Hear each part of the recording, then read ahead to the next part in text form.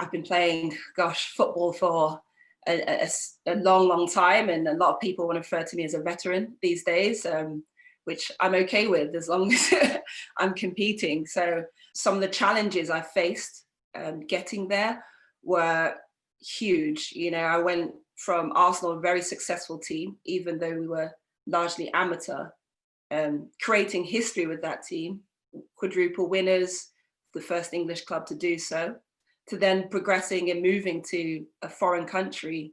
I decided to go and play in the USA as a pro player for the first time in my career, which meant leaving behind all the things that you are used to, the comfort, your family, your friends, all of that.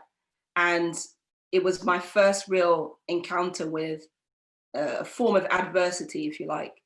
I got my first major injury.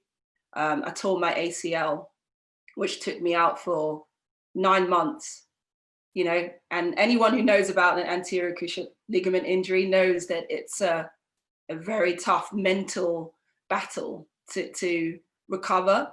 You have to learn how to walk again, run again, and all the skills that have always come so naturally to me, as well as, am I going to be the same athlete that I was before? A team's going to buy into what I can do and my abilities. And whilst that was going on, I also had a system of which I was not used to, which was in American sports trading. I'd always have the choice. I'd always, I want to go to this club, or I want to go and play here. I want to train with this team. But for the first time, that decision was taken out of my hands.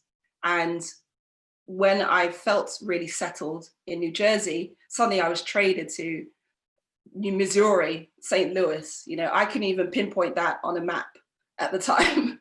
I had no idea of what that was like or where I was going.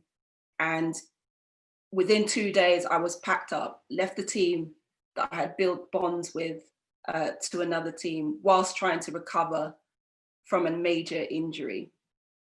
But I always say that this moment for me was kind of pivotal, because I just felt that, I'm still able to be in the professional environment, and I'm the one who really has to take ownership of my rehab, getting back and maintaining the levels that I had before. And honestly, it was probably the hardest, the most challenging, but most rewarding experience as well, because it showed myself that I had the resilience, I had the strength to recover, and I had the self-belief, and knowing that, you have a set of skills that you have harnessed all this over many, many years. I always tell everyone, you never lose that overnight. You never become a bad athlete or performer overnight. You just have to find those building blocks to getting back to where you are, to where you were before.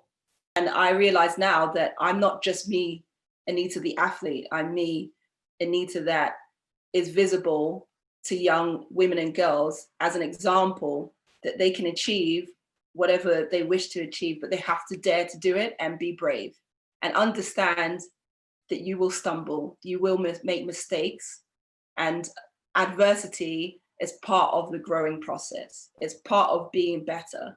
It's part of developing your skills. And that is something that you will always have within your tool set, no matter what obstacles you face. So I hope that gives you a kind of a brief or quick 15-20 minute wrap up of my 35 years in the game as quickly as possible. That was great, Anita. Thanks so much for doing that.